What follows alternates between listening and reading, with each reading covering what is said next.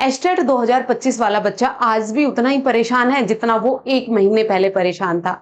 आज भी उसके सवालों के जवाब गवर्नमेंट ने नहीं दिए हैं, बोर्ड ने नहीं दिए हैं। बच्चों के सवाल हैं, क्या हमें ग्रेस मार्क्स मिलेंगे, क्या हमारा रिजल्ट रिवाइज होगा, जिन बच्चों का बायोमेट्रिक लिस्ट में नाम नहीं है क्या उनके लिए दोबारा से बायोमेट्रिक लिस्ट आएगी, और ओएमआर सीट है वो हमारी कब आने वाली है। देखिए बच्चा, मैं आपको सही सही बताऊं, जिन बच्चों के 90 से ज्यादा नंबर हैं और ओएमआर सीट के साथ टैली करने के बाद भी उनके नंबर 90 से ज्यादा हैं, तो डेफिनेटली उनके लिए बायोमेट्रिक लिस्ट है वो दोबारा आएगी ही आएगी। दूसरी बात, जिन बच्चे ये उम्मीद कर रहे हैं कि हमें ग्रेस मार्क्स मिलने चाहिए, हमारा रिजल्ट रिवाइज होना चाहिए, पेपर में जो प्रिंटिंग मिस्टेक थी उनके लिए हमें ग्रेस मार्क्स मिलने चाहिए, जो आंसर की गलत आई है उसके लिए हमें नंबर मिलने चाहिए, तो ऐसे बच्चों के लिए मैं कहती हूं बच्चा, चांसेस बिल्कुल बिल्कुल 99.9% नहीं है कि गवर्नमेंट आपके बारे में सोच भी रही है, बोर्ड आपके बारे में सोच भी रहा है। अगर बोर्ड अपनी गलतियां सुधारना चाहता तो वो पहले दिन ही सुधार लेता, जिस दिन पेपर में इतनी प्रिंटिंग मिस्टेक आई थी, जिस दिन पेपर सील ओपन होने के बाद बच्चों को दिए गए थे, पहले से ही सील ओपन थी। फिर उसके बाद गलतियां गलतियां गलतियां, क्या गवर्नमेंट बोर्ड ने एक भी गलती सुधारने की कोशिश की है? तो आप ये उम्मीद लगाना मेरे हिसाब से छोड़ दीजिए कि गवर्नमेंट है वो कुछ सोचने वाली है। अब दूसरी बात आती है, बच्चे कह रहे हैं कि हम धरना प्रदर्शन करेंगे, हम प्रोटेस्ट करेंगे।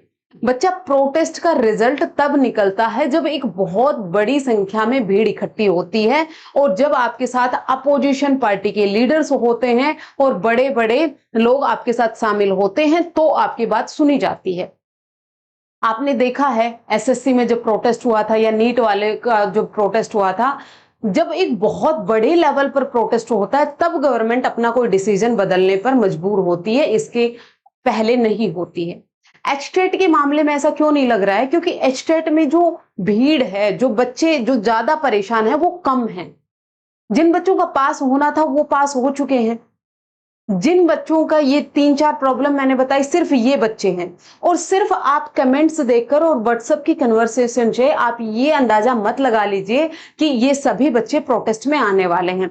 बहुत सारे बच्चों की बहुत सारी मजबूरियां होती हैं, जो हाउस वाइफ हैं उनके घर वाले नहीं आने देते, या उनके पास छोटे बच्चे हैं वो इसलिए नहीं आ पाते, या फिर जो भिवानी से बहुत दूर दूर के बच्चे हैं वो नहीं आ पाते। तो बहुत सारी दिक्कतें होती हैं, हर कोई प्रोटेस्ट में भी नहीं जा पाता। जब तक एक बहुत बड़े लेवल का प्रोटेस्ट नहीं होगा तब तक रिजल्ट को रिवाइज होने का, ग्रेस मार्क्स का कोई भी चांसेस नहीं बनते। अगर आपकी किस्मत अच्छी हुई तो जो बच्चे एक दो नंबर से रह रहे हैं, शायद उनका भी कोई श्योर नहीं है, शायद उनका कुछ हो जाए, उनका गवर्नमेंट कुछ सोच ले। बच्चा, गवर्नमेंट का डिसीजन क्या होगा उस पर आपका बहुत ज्यादा कंट्रोल नहीं है। मैंने खुद अपने एक्सपीरियंस ये चीजें देखी हैं। जब हमारा एग्जाम कैंसिल हुआ था, या भर्ती कैंसिल हो गई थी एग्जाम देने के बाद, क्योंकि वो पेपर लीक हुआ था, फिर पेपर लीक हुआ लेकिन फिर भी रिजल्ट निकाल दिया और जिन बच्चों को रहना था, पिसना था, वो रह गए। जो पास हो गए सब उनकी बात करते हैं, जो फेल हो गए उनकी कोई बात नहीं करता। ये कड़वा सच है, ये आपको समझना पड़ेगा और आपको आगे बढ़ने की कोशिश करनी पड़ेगी। आपका खुद का कंट्रोल खुद पर है और आप किसी पर कंट्रोल नहीं है आपका बहुत ज्यादा। आपने देखा होगा इस एग्जाम के दौरान आपने क्या गलतियां की। आपका सबसे बड़ी गलती थी कि आप 90 नंबर को टारगेट करके चल रहे थे। अब जिस तरीके के पेपर आ रहे हैं, जिस तरीके के गवर्नमेंट का रवैया है, आपको अब 90 नंबर की तैयारी नहीं करनी, आपको कम से कम 110 नंबर की, 120 नंबर की तैयारी करनी है, तब आप एग्जाम क्वालिफाई कर पाएंगे। बच्चा, अब अपने आप पर रिफ्लेक्ट बैक करके देखो कि मैंने कहां कहां क्या क्या गलतियां की हैं। वो गलतियां मुझे नेक्स्ट एग्जाम में नहीं करनी है, जो एग्जाम आपका अभी नवंबर में आने वाला है।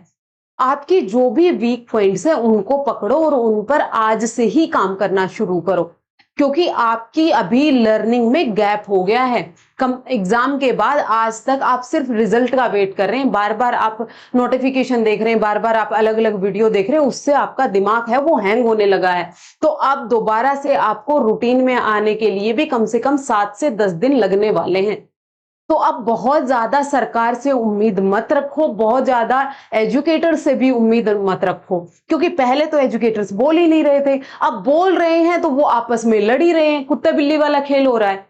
जब भी कोई एक बड़ा मुद्दा आता है तो एजुकेटर्स पता नहीं क्यों अपने आप ही लड़ने लग जाते हैं, वो उसमें कमी निकालता है, वो उसमें कमी निकालता है। क्या सच में ये आपको शोभा देता है?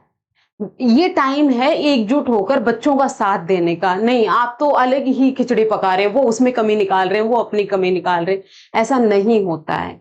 आप एक एजुकेटर हैं, आप इतनी भीड़ को लीड करते हैं, इतने लोग आपको अपना आइडियल मानते हैं और फिर आप इस तरीके की हरकतें करते हैं, तो ये थोड़ा सा सही नहीं है। तो बच्चा बहुत ज्यादा ना दूसरों पर आपका कंट्रोल नहीं है, मैं आपको फिर भी यही कहूंगी, आपका कंट्रोल सिर्फ आप पर है। अपना काम शुरू कीजिए, आपकी जो जो कमियां हैं उनको पहचानिए, और मैं आपकी किस तरीके से मदद कर सकती हूँ ये आप मुझे कमेंट करके बताइएगा। नेक्स्ट वीडियो में हम सिलेबस डिस्कशन करेंगे, थोड़ा सा पढ़ाई की तरफ अब रुख करने की आपको वाकई जरूरत है। Thank you very much.